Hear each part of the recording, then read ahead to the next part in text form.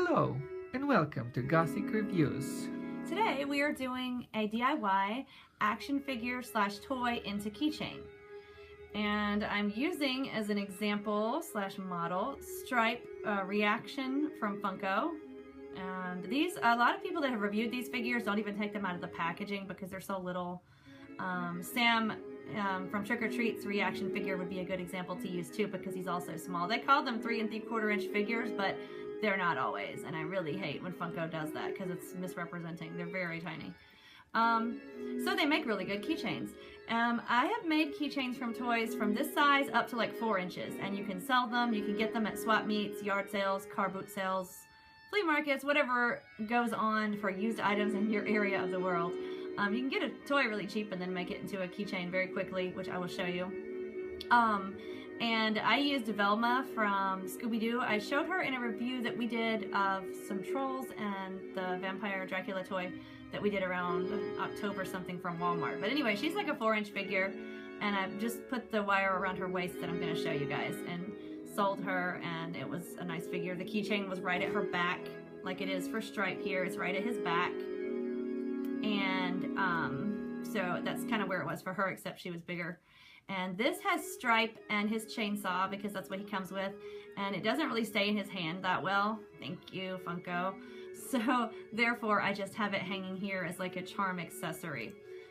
They're both just kind of here together, and I thought it would be cute for the holidays to use Stripe because this is from Gremlins 1, which is like a Christmas horror movie, so yeah, happy holidays. But what you do is very simple.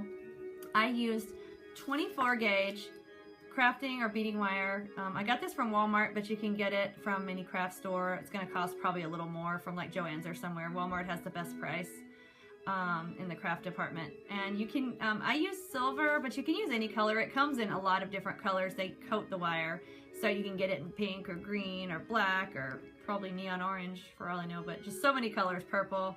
And if you want to customize it to make it a certain color that matches the figure or whatever to even be seen less, you can do that. 24 gauge is good because it's not too thick like 20 gauge where it stands out too much and looks too much of an extra part to the piece that you don't really want to show, but it's not too thin like 26 or 28 gauge where you would worry that it's not going to hold. So I think 24 gauge is like the perfect, you know, size that I would recommend. And what you do is I just put it around Stripe's waist in one go, and then I looped it under his leg a little, and then under the waist again for an extra, you know, firm hold. But with Velma, I just put it around her waist once because her skirt poofed out and she had a little kind of hourglass figure, so she just needed the one go around her waist. And then at the back, I just looped it around like you would if you were going to make a pendant or something, which I've shown in other DIYs. I think the bat bead from Green Girl Studios.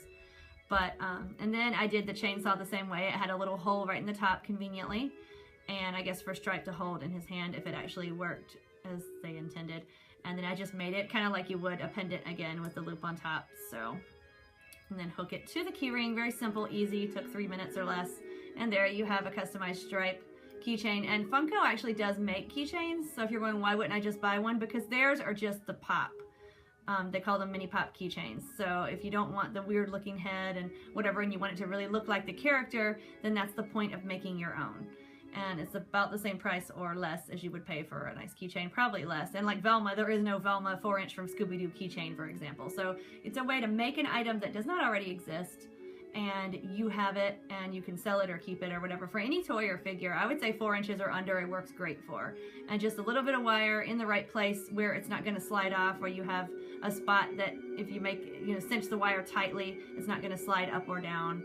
And each figure you can kind of look at and tell what is a good spot to put the wire in, you know, because each figure has a different form. I like around the waist if possible because it's more unobtrusive. You get it going on right here at the back where you can grab, you know, the keys.